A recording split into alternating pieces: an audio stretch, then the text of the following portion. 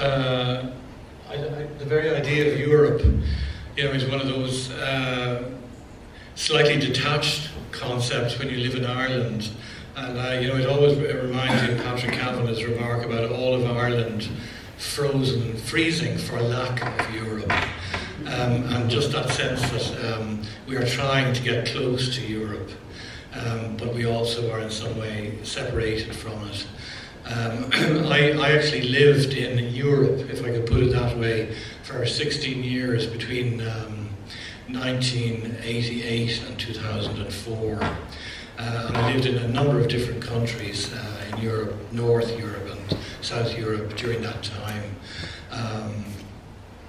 It was a very interesting time politically to live there, because it was the period of the convulsion at the end of the 1980s and beginning of the 1990s, when the old sort of structures and ideologies began to unfreeze themselves, and there was a sense that something that had kind of become frozen in Europe itself had unfrozen.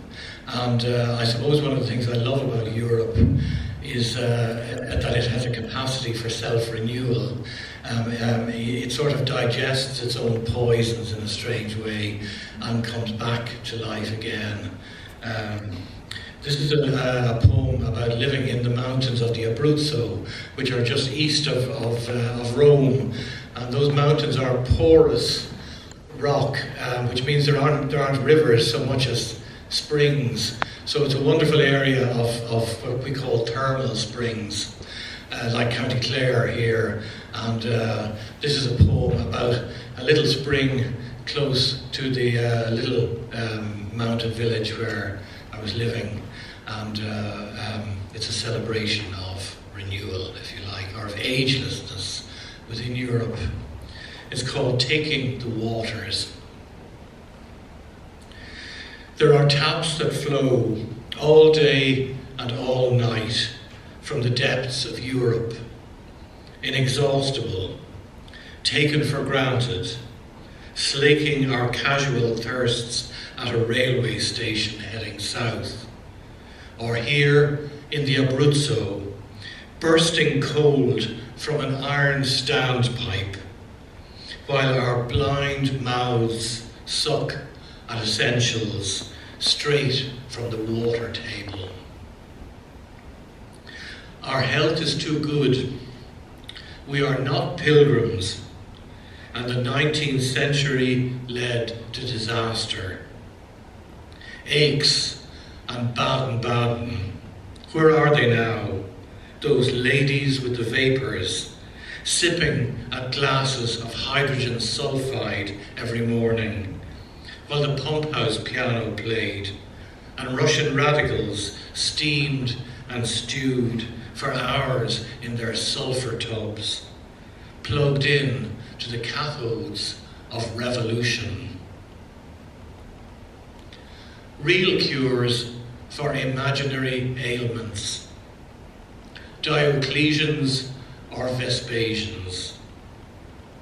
History passes, only the waters remain, bubbling up through their carbon sheets to the other side of catastrophe, where we drink at a forgotten source through the old crust of Europe, centuries deep, restored by a local merchant of poultry and greens, inscribing his name in Latin.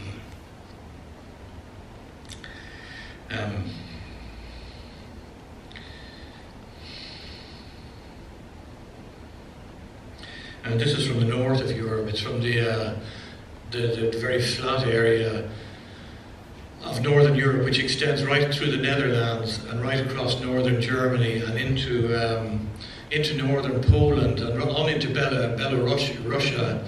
It's very much an area of potato culture, like Ireland, but it's also an area of cattle, and particularly in the part where I lived, which was in the North German area in the vicinity of Bremen.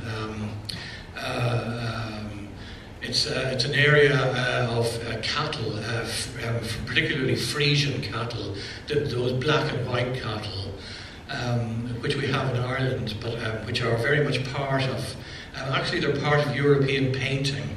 And if you look at any of these vast canvases of Dutch painting, always in the background, you know, you'll see somewhere on the Great Plain, you'll see a little black and white area where the cattle are quietly grazing away in the middle of this gigantic landscape.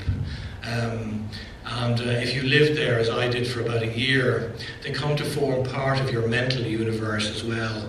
And, you know, so much of Europe, you know, I suppose Europe is like a conscience in a strange way, but not necessarily a good conscience to the world, a bad conscience and a good conscience, because so much awful experimentation has taken place humanly within Europe, in both the bad and the good.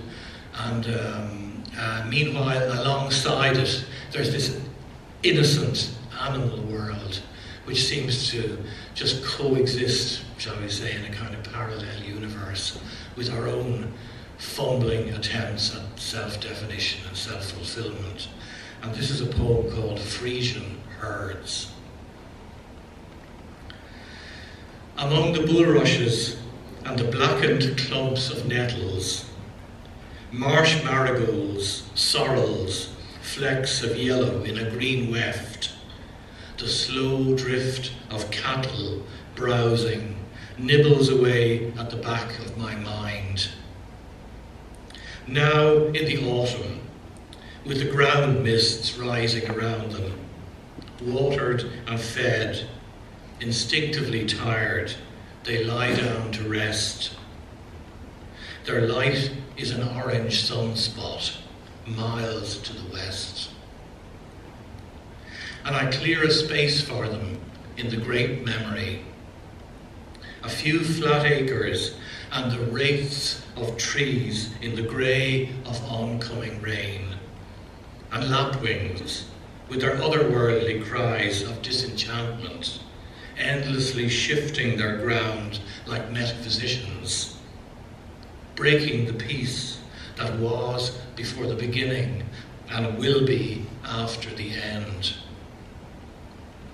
A few flat acres on the North German plain, strung with electric fences, voltage pulsing with the rhythm of the human heart, spasmodic, violent.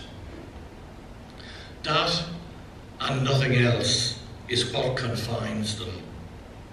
Their mottled blacks and whites, woven like eschatology in the fabric of art, the old Dutch masters, are false to them in the end. The blobs in the background, tugging at feed racks, drinking their fill from artesian wells in theological innocence. Were I the god they stumble towards, drooling cud, the cloven-hooved, in their mulch and clabber world, I would exempt them from biblical evil, flooding the mudflats and the windswept polder country when the plug is finally pulled around Cuxhaven and the dikes implode. I would let them go on grazing below sea level. Thank you.